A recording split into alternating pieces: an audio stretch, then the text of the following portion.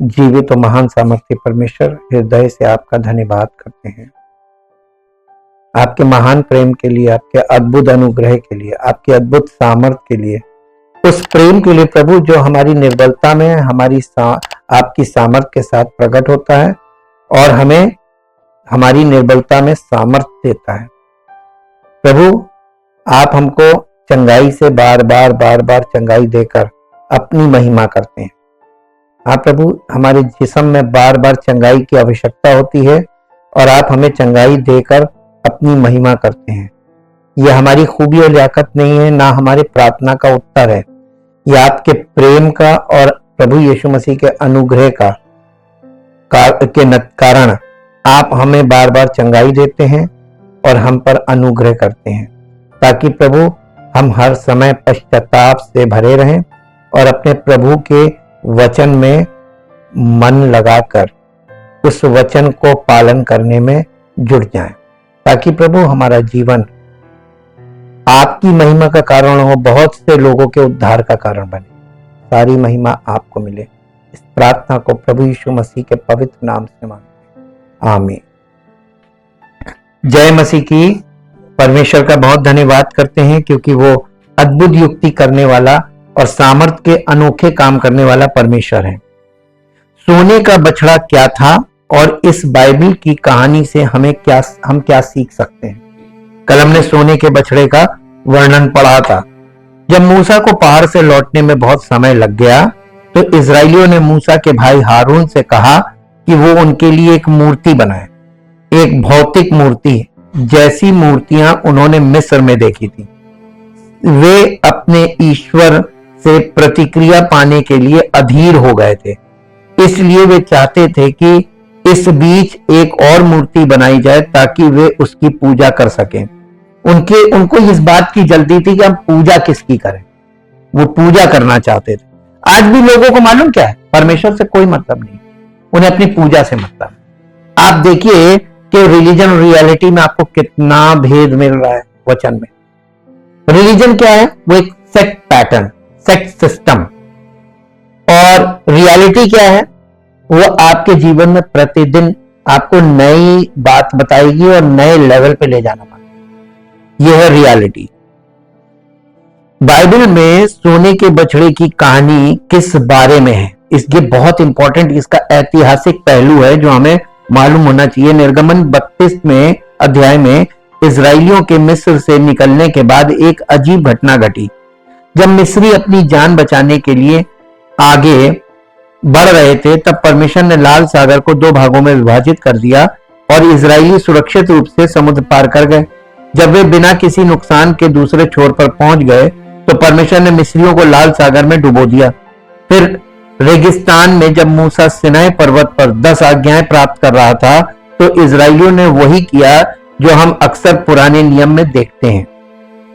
क्या किया? वे अधीर हो गए। अधीर का मतलब जल्दबाजी। इतने अधीर हो गए। जब मूसा को पहाड़ से लौटने में बहुत समय लग गया तो इजरायलियों ने मूसा के भाई हारून से कहा कि वो उनके लिए एक मूर्ति बनाए, एक भौतिक मूर्ति जैसी मूर्तियां उन्होंने मिस्र में देखी थी।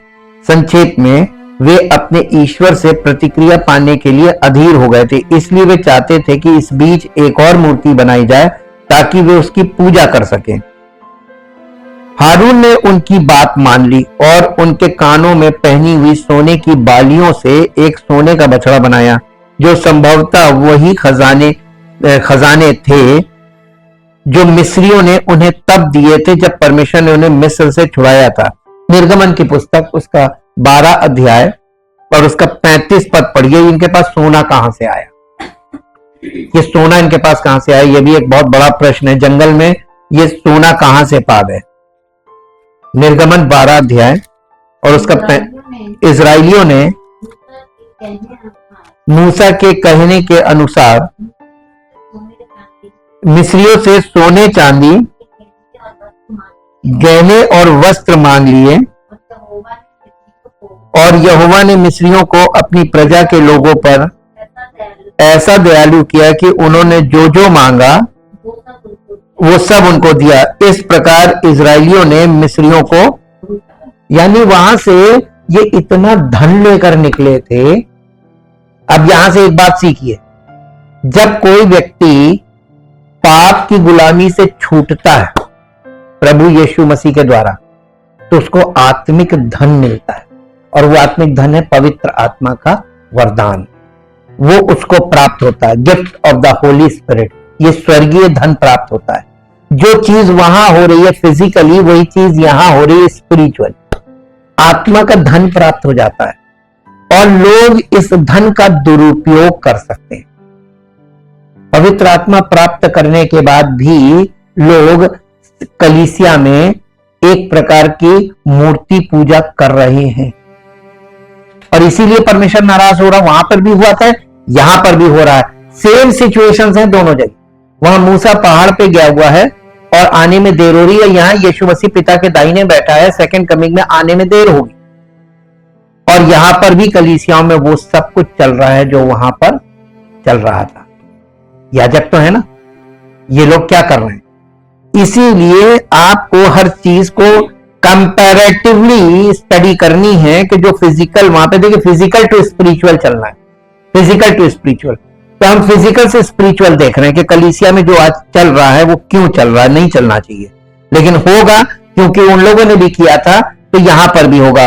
वहां पर लोगों ने, प्रभु यीशु मसीह जब आया फर्स्ट कमिंग में, तो उन लोगों ने नहीं पहचाना जिनको पहचान लेना चाहिए था, क्योंकि वो भी जैसे उनमें झूठे भविष्यवक्ता थे, वैसे ही कलीसिया में भी झूठे प्रचारक हैं। तो यीशु मसीह जब सेकंड कमिंग में आएगा, कितने पहचाने? यही खास बात, यानी आप उस पॉइंट को पकड़िए जहां हमारा फेलियर सामने रखा है। नहीं पहचान पाएंगे, कभी धोखा मत खाइएगा कि हम पहचान लेंगे।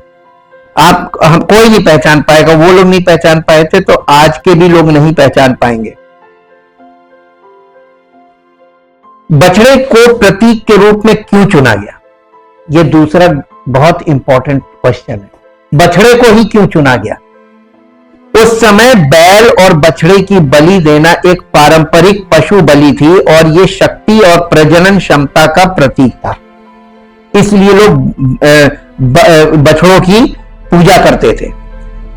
मिस्र में कई देवताओं को बैल के रूप में बनाया गया था, इसलिए सोने का बछड़ा मिस्र से बाहर आने वाले इजरायलियों के लिए एक स्वाभाविक विकल्प था।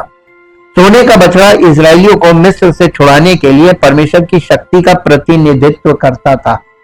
वो एक प्रतिनिधित्व में बना दिया था कि ये जैसे परमेश्वर मूसा के द्वारा परमेश्वर निकाल के लाया, तो उन्होंने वो एक पिक्चर बना ली। परमेश्वर को तो देखा नहीं किसी ने, और मूसा भी चला गया, तो उन्होंने एक प्रतिनिधित्व में एक मूर्ति बनाई।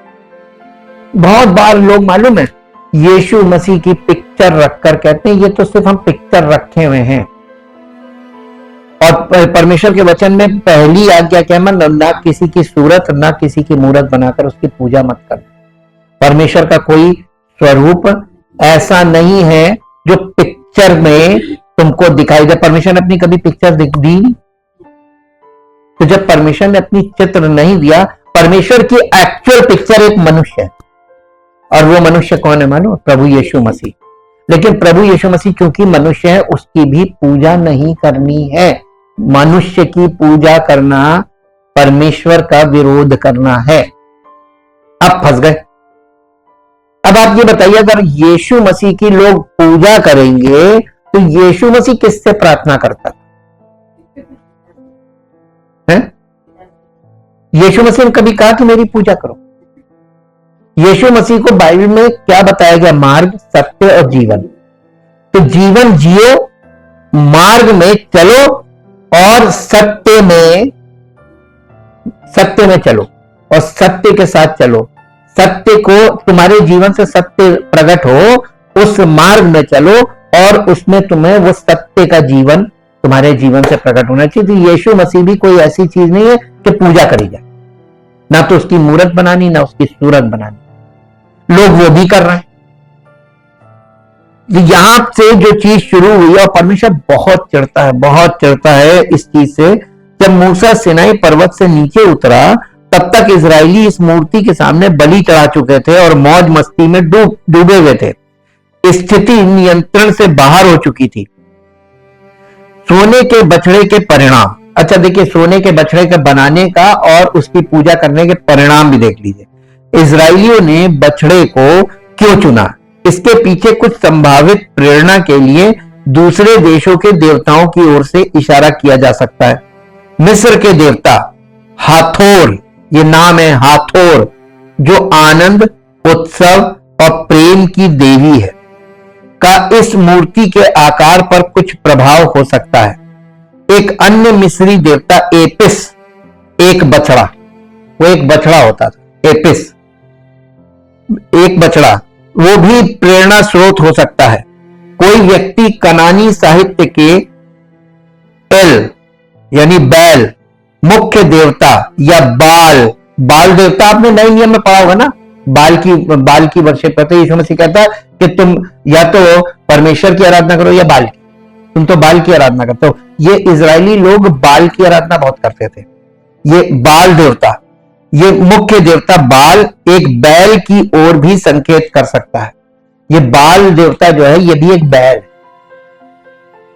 लेकिन विद्वान कभी कभी इस बात से असहमत होते हैं। ऊपर के अध्याय में ऐसा लगता है कि हारून यहोवा के सम्मान में त्योहार मना रहा है।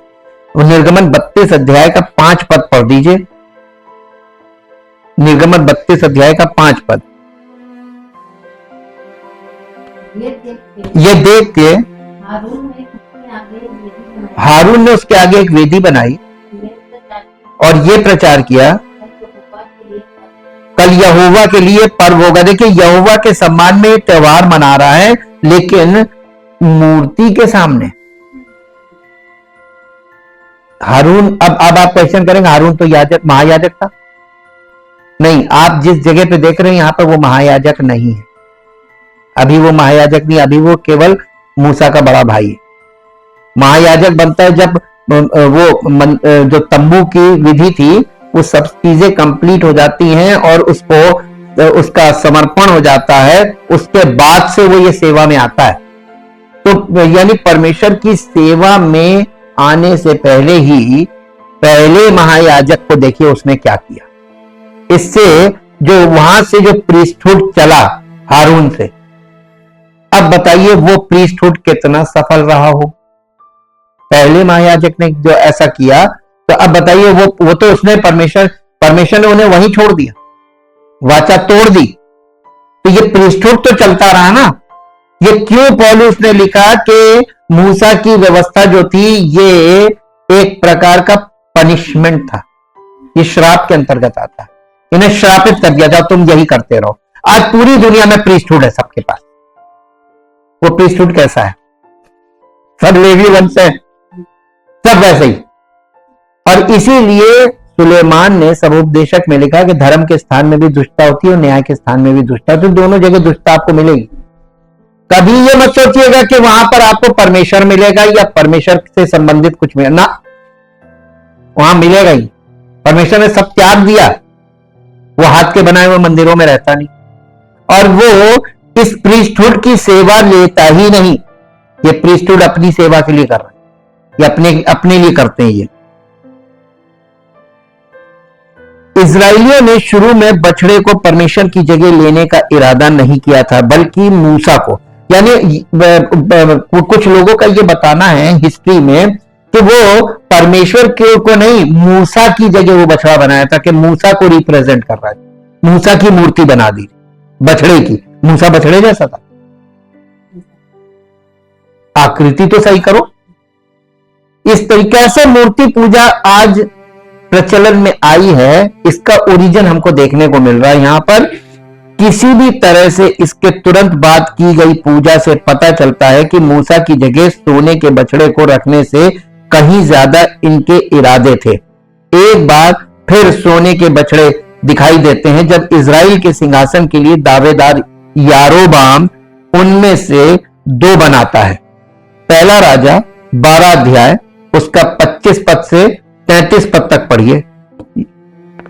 पहला राजा 12 अध्याय 25 पद से 33 पद तक।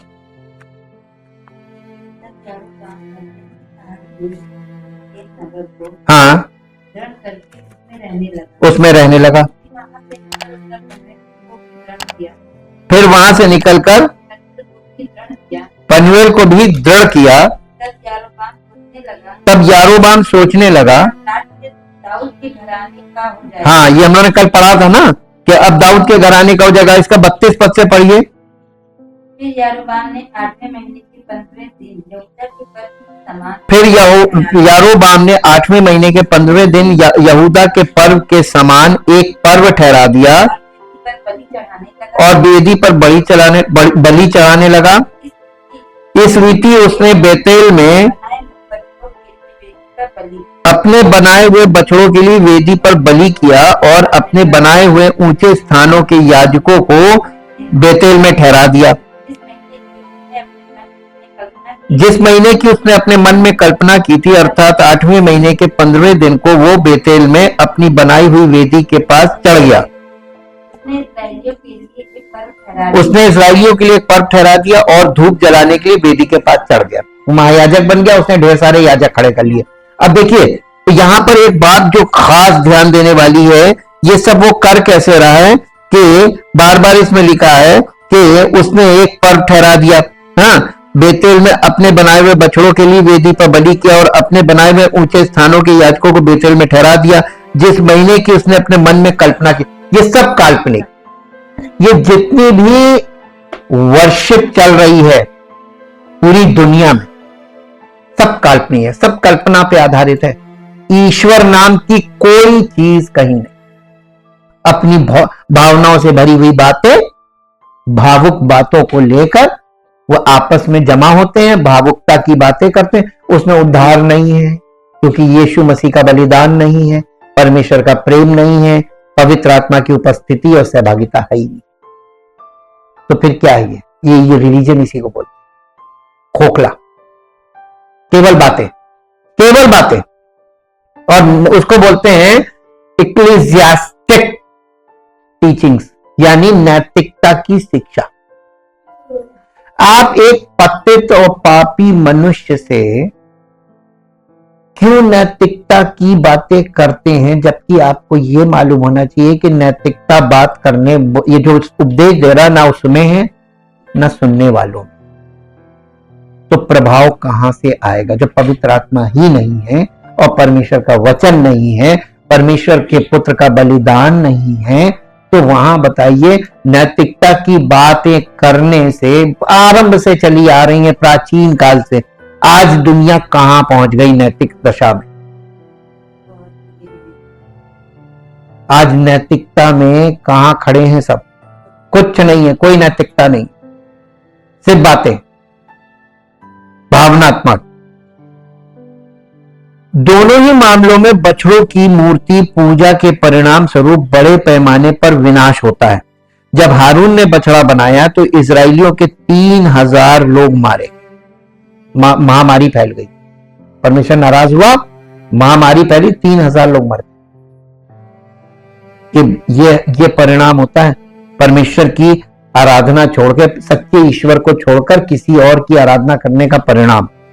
उत्तरी राज्य का नेतृत्व करने वाले यारोबाम ने इसे विनाश की दशा में ले गया तथा राजाओं की एक बहुत ही बुरी परंपरा स्थापित की। जब 722 ईसा पूर्व में इजरायलियों पर अंततः अश्शूरियों का कब्जा हो गया। हालांकि इन मूर्तियों की प्रेरणा आसपास के धर्मों से मिली होगी, लेकिन बैल, गाय और बछड़े की मूर्तियां पुराने नियम की कथा में बिखरी हुई लगती हैं। कोई आश्चर्य नहीं कि पहली 2 आज्ञाएं देवताओं और मूर्तियों के खिलाफ बोलती हुई लगती हैं। सोने के बछड़े का गहरा अर्थ, इजरायलियों ने परमेश्वर से उपहार लेकर उन्हें मूर्ति में बदल दिया। आपको समझ में आया ये क्या हुआ? परमेश्वर से उपहार लेकर उसे मूर्ति में बदल दिया। ये सोना उनको कहां से मिला? ये उपहार था। सोना, बाइबल के अनुसार सोना जो है वो धार्मिकता को दिखाता है।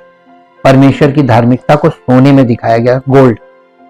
यीशु मसीह का, अगर आप 1 मिनट मेरे साथ चलिए, प्रकाशित वाक्य में हम आपको दिखाते हैं कि ये सोना क्या चीज दिखाता है। वाचा का संदूक आपने देखा था, शुद्ध सोने का बना हुआ था। अब आप यहां पे आइए,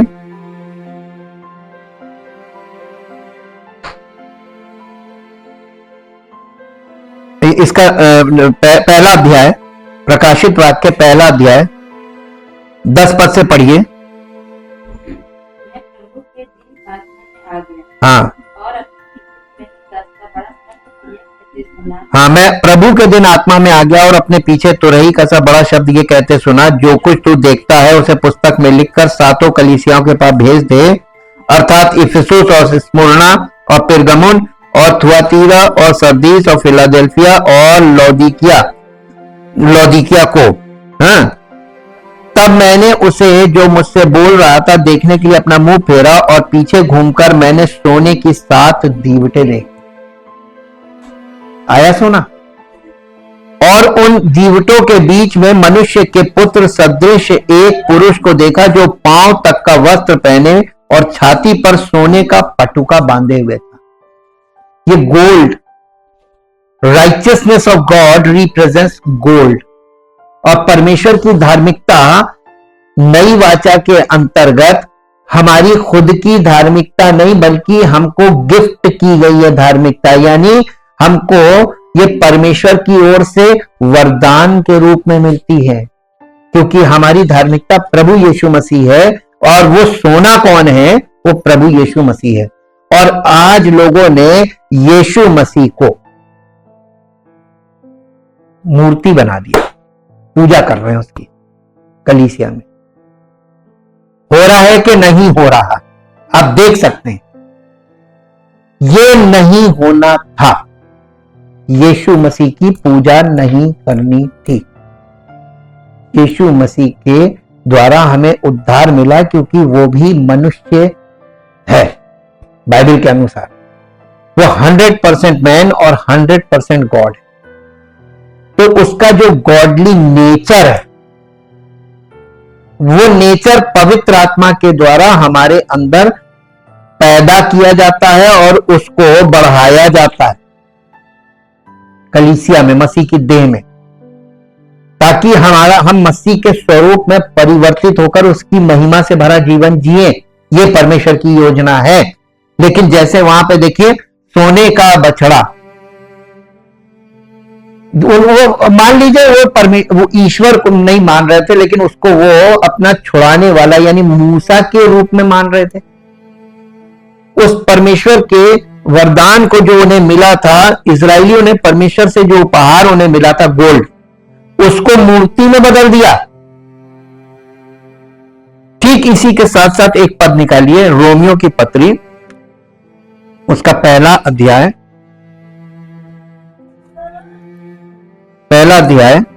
और उसका 18 पद से पढ़िए। मनुष्य जाति का पाप, परमेश्वर का क्रोध तो उन लोगों की सब भक्ति और अधर्म पर स्वर्ग से प्रकट होता है, जो सत्य को अधर्म से दबाए रखते हैं, इसलिए कि परमेश्वर के विषय का ज्ञान उनके मनों में प्रकट है, क्योंकि परमेश्वर ने उन पर प्रकट किया है। उसके अनदेखे गुण अर्थात उसकी सनातन सामर्थ और परमेश्वरत्व जगत की सृष्टि के समय से उसके कामों के द्वारा देखने में आते हैं, यहां तक कि वे निरुत्तर हैं। इस कारण कि परमेश्वर को जानने पर भी उन्होंने परमेश्वर के योग्य बड़ाई और धन्यवाद ना किया, परंतु व्यर्थ विचार करने लगे, यहां तक कि उनका निर्बुद्धि मन अंधेरा हो गया और वे अपने आप को बुद्धिमान जताकर मूर्ख बन गए और अविनाशी परमेश्वर की महिमा को नाशवान मनुष्य और पक्षियों और चौपायों और रेंगने वाले जंतुओं की मूरत की समानता में बदल डाला। और इस कारण परमेश्वर ने उन्हें उनके मन की अभिलाषाओं के अनुसार अशुद्धता के लिए छोड़ दिया कि वे आपस में अपने शरीरों का अनादर करें, क्योंकि उन्होंने परमेश्वर की सच्चाई को बदलकर झूठ बना डाला और सृष्टि की उपासना और सेवा की, ना कि सृजनहार की जो सदा धन्य है। आमीन। देखिए ये क्या हो रहा है, और ये आरंभ से होता आ रहा है और अभी भी कंटिन्यू चल रहा है। वचन सुनने वाले भी वही कर रहे हैं। इसका मतलब उद्धार नहीं हुआ किसी का, और कोई भी पवित्र आत्मा से परिपक्व नहीं हुआ। पवित्र आत्मा के फल किसी में प्रकट नहीं हुए। और ये जब वचन से हम देखते हैं तो कलीसिया में फिर किस बात की कलीसिया? प्रभु की तो कलीसिया ये हो ही नहीं सकती। इजरायलियों ने परमेश्वर से उपहार लेकर उन्हें मूर्ति में बदल डाला। चाहे उनका इरादा मध्यस्थ के रूप में मूसा को हटाना था या एक मूर्ति बनाना था, उन्होंने मिस्र से उपहार के रूप में आए सोने, जो मूलतः ईश्वर का उपहार था, को लिया और उसे घृणित वस्तु में बदल दिया। यद्यपि यह हमारे वर्तमान दिन और युग से अलग प्रतीत हो सकता है, आखिरकार हम रविवार को सोने के बछड़ों की पूजा नहीं करते हैं। फिर भी कितनी बार मसीही लोग परमेश्वर द्वारा हमें दिए गए उपहारों को लेते हैं और स्वयं सृष्टिकर्ता के बजाय उनकी पूजा करने लगे। लोगों को अगर परमेश्वर आत्मिक वरदान देता तो लोग वरदान की पूजा करते हैं। मसीहत की बात बता रहे हैं, नहीं करनी।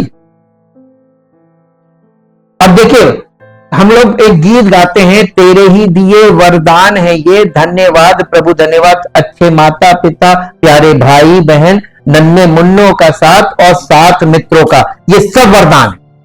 माता पिता परमेश्वर की ओर से वरदान, माता पिता की पूजा कर रहे हैं। परमेश्वर ने बोला क्या? पूजा केवल एक की करनी है, परमेश्वर की। माता पिता की ना तो पूजा, माता पिता का आदर करो, उनकी सेवा करो, परमेश्वर की आज्ञा ही है। लेकिन कहीं लिखा है कि उनकी पूजा करो। संसार में हो रही, बच्चों की पूजा मना, बच्चों की पूजा कर रहे हैं। कितने व्रत बच्चों के लिए रखे जाते हैं, पूजा किसकी कर रहे हैं? हमारे देश में तो बहुत आसानी से आपको देखने को मिल जाएगा ये सब चीजें जड़ों में बैठी हुई लोगों के। जिसके लिए लोग वर्शिप कर रहे हैं और व्रत रख रहे हैं, वो उसकी पूजा ही तो कर रहे हैं, ईश्वर को जानते नहीं। और अगर वचन सुनते हैं तब भी वो ग्रहण नहीं करते, वो वही सब प्रैक्टिसेस करते रहते हैं। बताइए, परमेश्वर का प्रकोप आएगा ना? परमेश्वर बहुत, सबसे पहली आज्ञा को आप अगर रखें तो अगर आपने पहली आज्ञा तोड़ दी, बाकी 9 पूरी कर ली, आपने सब तोड़ दी। एक आज्ञा तोड़ने का मतलब सारी आज्ञा टूटना, और पहली आज्ञा सबसे महत्वपूर्ण है। वहीं पर सब फेलियर धरा हुआ। जब तक बॉर्न अगेन होकर आप समर्पित नहीं होंगे, ये पहली आज्ञा आपके जीवन में पूरी नहीं होगी। यही लिखा हुआ है कि मुझे छोड़ किसी को ईश्वर करके, ना कोई सूरत ना कोई मूरत, कुछ नहीं। और यहां तक कि लोग अपने बाल बच्चों की भी वर्शिप करने लगे, दोस्तों की वर्शिप करने लगते हैं। आप दिन भर जिसका नाम जपते हैं, आप उसकी वर्शिप करते हैं हर समय।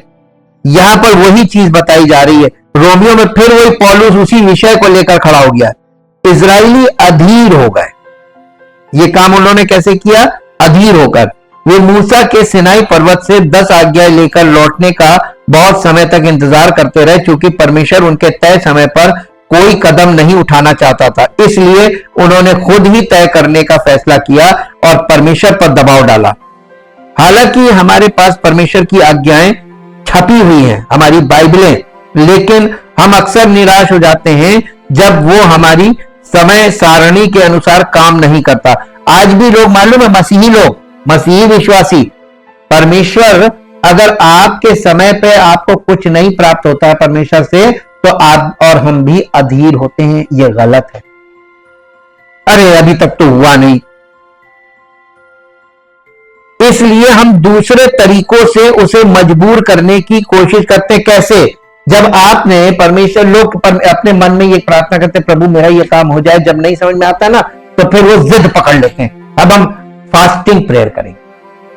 या अब आपने दूसरा विकल्प ढूंढ लिया कि परमेश्वर को मजबूर करना है, भूख हड़ताल, है ना? फिर उसके बाद हम होल नाइट प्रेयर करेंगे। या आप कर क्या रहे हो? परमेश्वर को मजबूर कर रहे हो। ये सब चीजें क्या हो रही जो कलीसियाओं में बहुत, और इसका बहुत जोर शोर से खूब प्रचार भी होता है और पब्लिक जमा होती है। इसमें बाइबल नहीं पढ़ रहे क्या? बिना पवित्र आत्मा के लेंस के आप बाइबल पढ़ेंगे तो आपको जो मन में आएगा वो आप करेंगे। आपका मन तो भटका हुआ है ये, और आप खुद तो भटकते हैं और अपनी कलीसिया के सब विश्वासियों को भी भटका देते हैं। और उसका हम लोग दूसरा तरीका खोजने लगते हैं। हाँ, परमेश्वर को मजबूर करने की कोशिश करते हैं। हम कुछ अवसरों या रिश्तों को पाने की कोशिश कर सकते हैं, जबकि उसने हमें अभी तक ऐसा करने की अनुमति नहीं दी है। इजरायलियों ने सोने का बछड़ा स्थापित करने के अपने कारणों को उचित ठहराने की कोशिश की। बाद में जब मूसा ने हारून से पूछा कि उसने बछड़ा क्यों बनाया, तो हारून ने बहानेबाजी के अलावा कुछ नहीं बताया। अक्सर जब हम अपने जीवन में मूर्तियों की पूजा करते हैं तो हम अपने स्वयं के तर्क बना सकते हैं कि ईश्वर के अलावा किसी अन्य की पूजा करना हमारे लिए क्यों उचित है। इसके लिए तर्क है लोगों के पास और लोग अपना तर्क बना लेते हैं। क्या परमेश्वर के वचन में हमने जब देखा कि परमेश्वर के वचन के अनुसार हम तर्क बना सकते हैं? हाँ के ना? कोई तर्क हमको बनाना नहीं चाहिए और हम परमेश्वर के नाम को खराब करते हैं और कुछ नहीं, क्योंकि हम वचन से वाकिफ नहीं है। यानी वचन को हम ना समझते हैं ना वचन को मानते हैं। हम केवल और केवल परमेश्वर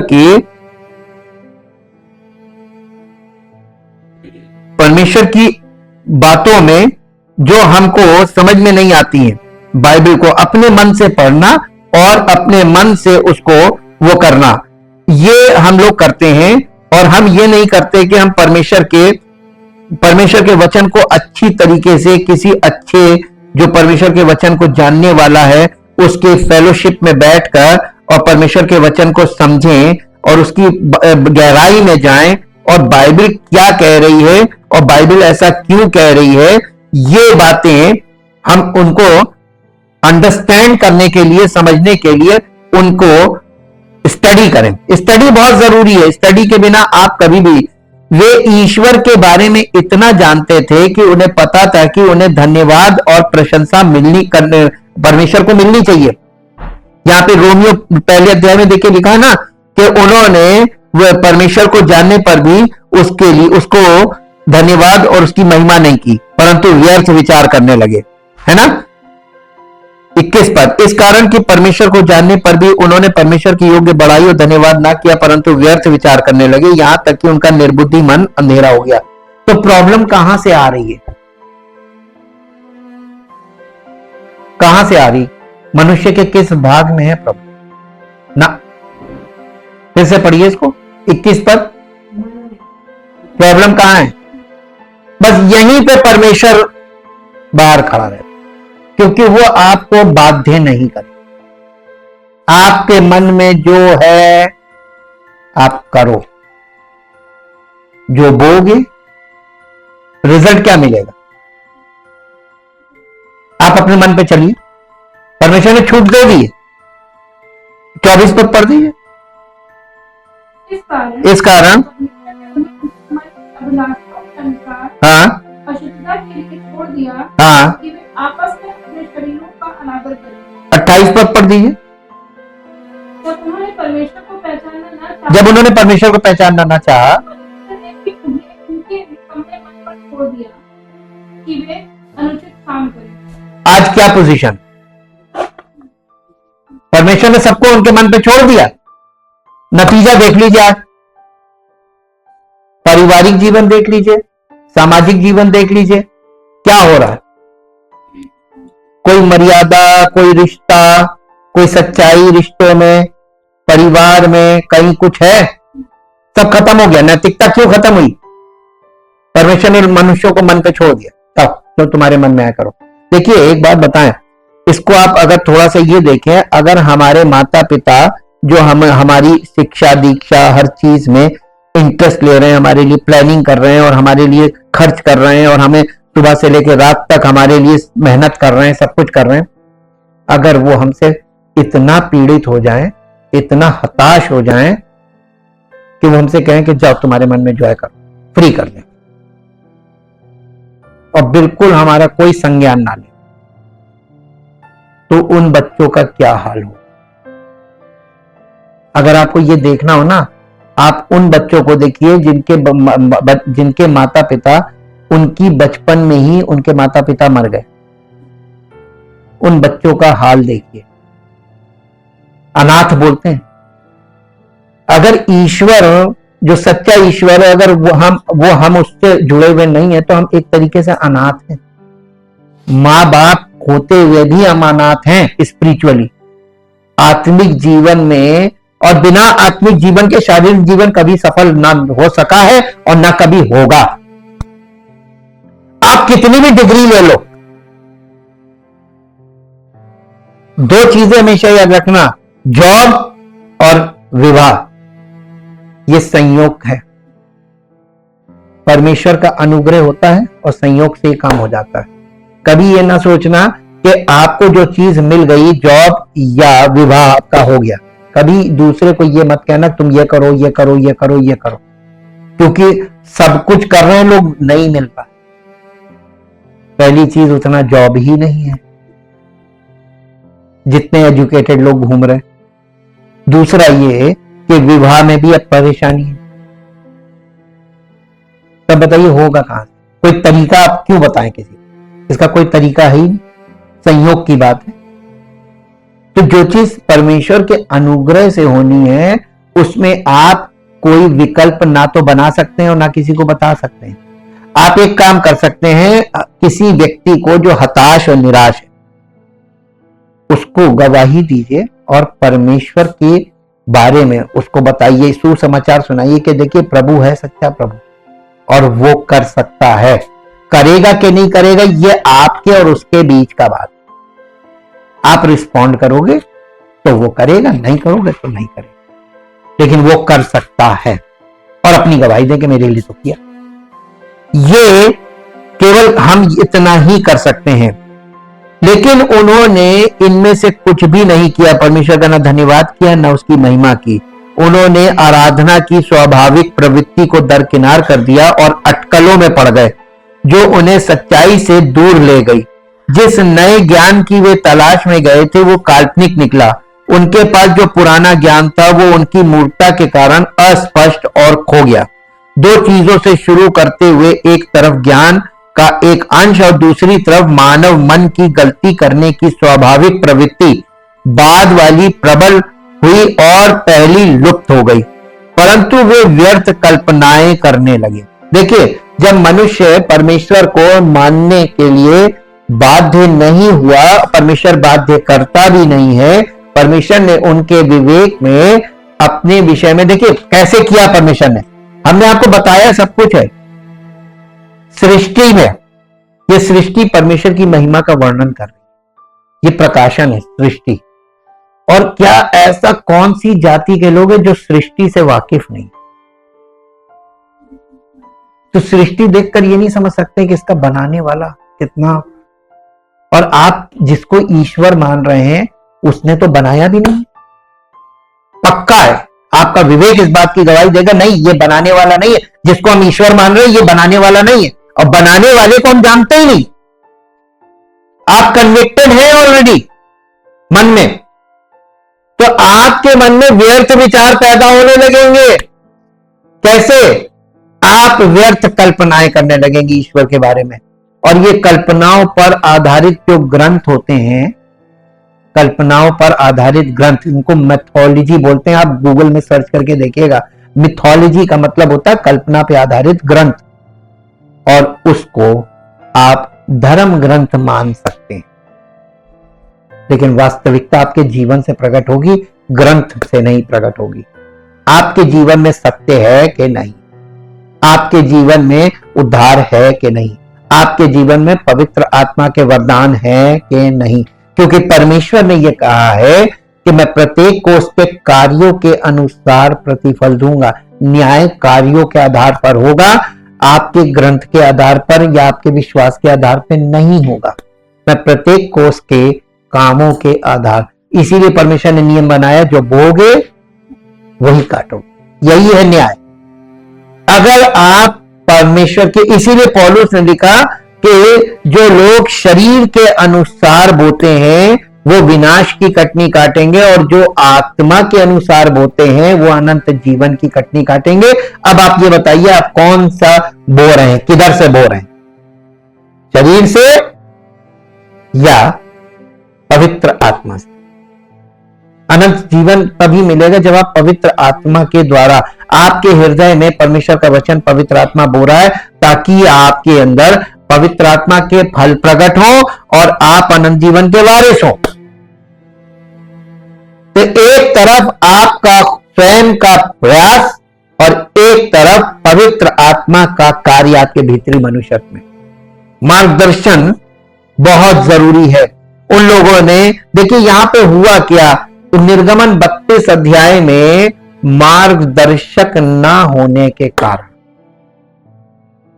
प्रजा वो करने लगी जो उन्हें नहीं करना चाहिए था।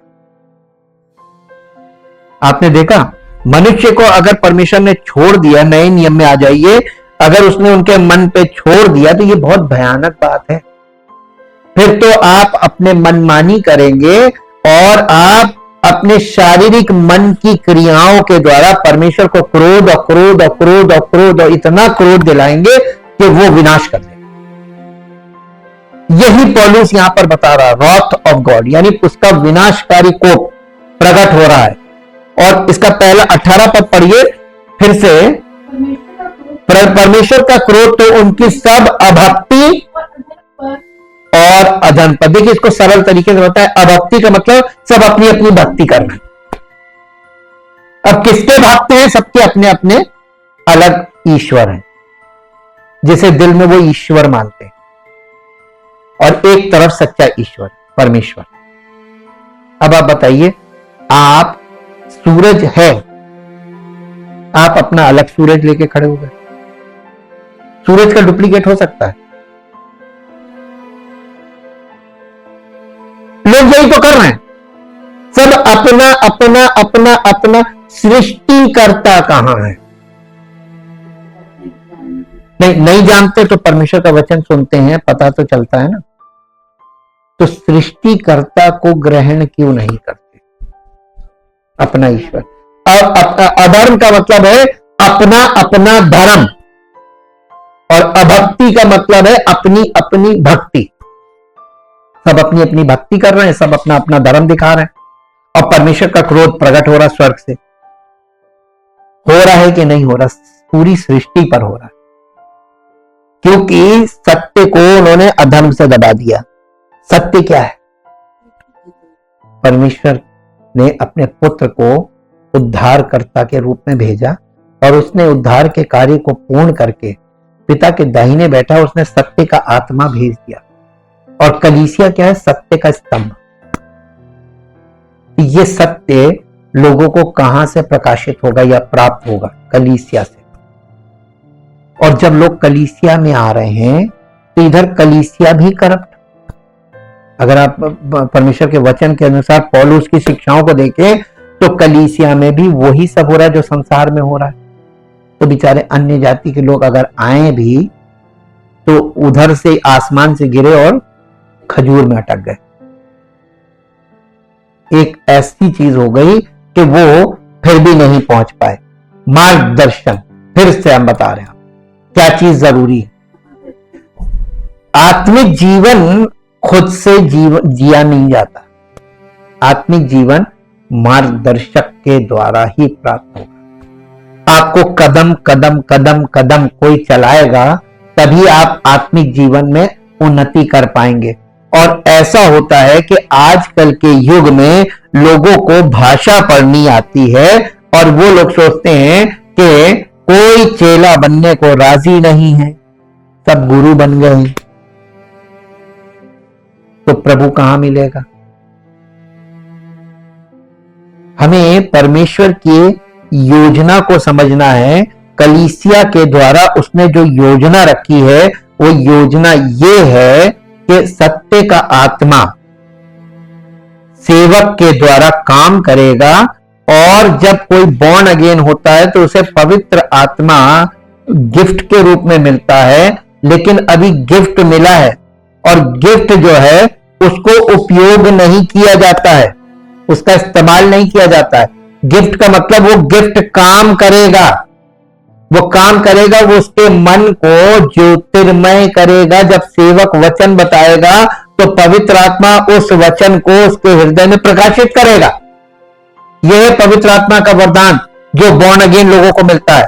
और जब उनको मिलता है तभी तो, एक मिनट मेरे साथ निकालिए, आपको ये वाली बात अब समझ में आ जाएगी। मत्ती रचित सुसमाचार उसका 13 अध्याय, मत्ती 13 अध्याय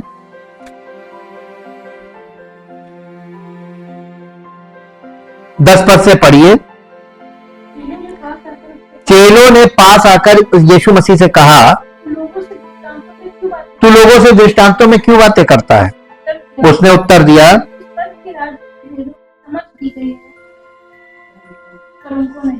अब यहां पर यीशु मसीह के चेले और आम जनता, दोनों में अंतर क्या है? नहीं, कुंजिया नहीं दी थी।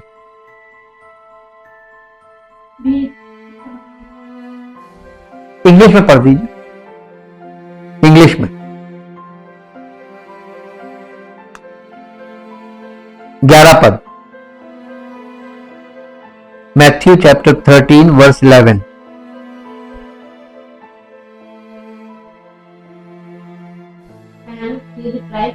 And he replied to them, To you it has been given to know secret, it has given to know the secrets the secrets and mysteries and mysteries of the kingdom of heaven, of the kingdom of heaven, but to them but to them यानी और लोगों को जो बाहर सामने बैठे हैं, it has not been given. उनको नहीं मिला है। एक जो बॉर्न अगेन व्यक्ति है उसी को ये चीज मिला हुआ है, गिफ्ट। यही है होली स्पिरिट, गिफ्ट। वो गिफ्ट मिलेगा ना तो आपको समझ में आने लगेगा, परमेश्वर के राज्य की बातें समझ में आने लगेंगी। लेकिन जिसको जो बॉर्न अगेन नहीं होगा ना उसकी समझ में नहीं आएगी। अब क्लियर हुआ? कई बार आप सोचते होंगे हमें वचन क्यों नहीं समझ में आ रहा। बॉर्न अगेन होंगे तो आपको वो गिफ्ट मिलेगा ऊपर से। इसका मतलब ये मनुष्यों का कार्य ही नहीं है, ये रिलीजन का काम ही नहीं है। परमेश्वर की सेवा, कलीसियाई सेवा जो है ये मनुष्य का काम नहीं है, ये तो प्रभु का काम है। और इसके बाद लिखा है 12वें पद में, क्योंकि जिसके पास है उसे दिया जाएगा और उसके पास बहुत हो जाएगा। समझ, परमेश्वर के राज्य की समझ, जिसके पास है उसकी और दी जाएगी, उसके पास बहुत हो जाएगी। और पर जिसके पास कुछ नहीं है, उसके पास जो कुछ उसके पास है वो भी ले ली जाएगा। मैं उनसे दृष्टांतों में इसलिए बातें करता हूं कि वे देखते हुए नहीं देखते और सुनते हुए नहीं सुनते और नहीं समझते। उनके विषय में यशाया की ये भविष्यवाणी पूरी होती है, तुम कानों से तो सुनोगे पर समझोगे नहीं, और आंखों से तो देखोगे पर तुम्हें ना सूझेगा, क्योंकि इन लोगों का मन मोटा हो गया है और वे कानों से ऊंचा सुनते हैं और उन्होंने अपनी आंखें मूंद ली हैं। कहीं ऐसा ना हो कि वे आंखों से देखें और कानों से सुने और मन से समझें और फिर जाएं और मैं उन्हें चंगा करूं। चंगा करूंगा मतलब बॉर्न अगेन। ये है, जैसे ही आपको वचन समझ में आएगा, अंदर दिमाग में बत्ती जलेगी, आप बॉर्न अगेन हो जाएंगे। ये परमेश्वर का कार्य है। और इसीलिए यहां पर 16 में कहता, पर धन्य है तुम्हारी आंखें कि वे देखती हैं और तुम्हारे कान के वे सुनते हैं, क्योंकि मैं तुमसे सच कहता हूं कि बहुत से भविष्यवक्ताओं ने और धर्मियों ने चाहा कि जो बातें तुम देखते हो देखे पर ना देखी, और जो बातें तुम सुनते हो सुने पर ना सुनी। यानी बहुत से लोग तरस रहे हैं कि हमें ये मिल जाए और उनको मिल नहीं रही है, और सुनना चाहते हैं लेकिन वो समझ नहीं पाते। आज दुनिया में त्राही त्राही मच रही है परमेश्वर की वाणी के लिए, लेकिन वो वाणी सामने गूंज रही है और सामने बैठा आदमी है, उसके पल्ले नहीं पड़े। ये हालत। Thank you, thank you, thank you, thank you. जीवित तो महान सामर्थ्य परमेश्वर, हम आपका हृदय से धन्यवाद करते हैं कि आपके वचन का अनादर करना ये है कि आपके वचन को सुनकर आज्ञा ना मानना, आपके वचन को सुनना और पश्चाताप ना करना, आपके वचन को सुनना और आपके वचन के अनुसार ना चलना, आपके वचन को सुनना और उसको सुनकर भी अपने मन से चलना, अपने मन की करना, ये अनादर है।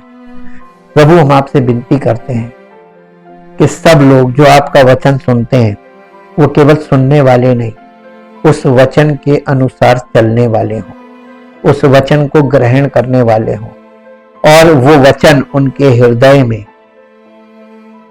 स्थिर हो जाए और उस वचन के कारण उनके जीवन में, उनके विचारों में परिवर्तन हो, ताकि उनका मन परमेश्वर के प्रेम पर और प्रभु यीशु मसीह के अनुग्रह पर केंद्रित हो, ताकि वो पवित्र आत्मा की सहभागिता में जब आए तो उसके कारण परमेश्वर के पवित्र आत्मा के फलों का प्रकटीकरण उनके जीवन में हो, जिससे परमेश्वर की महिमा हो।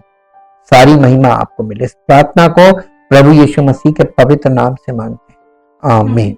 Praise the Lord.